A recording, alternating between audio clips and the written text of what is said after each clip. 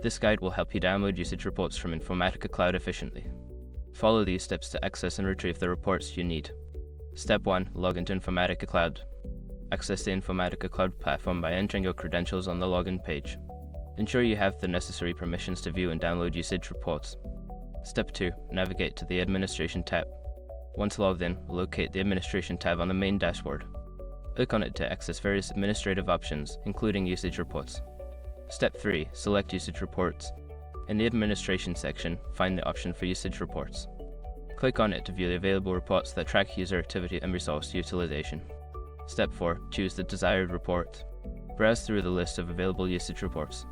Select the specific report you wish to download based on your requirements, such as date range or user activity. Step 5. Download the report. After selecting the report, look for the download option, usually represented by a button or link. Click on it to download the report in your preferred format, such as CSV or PDF.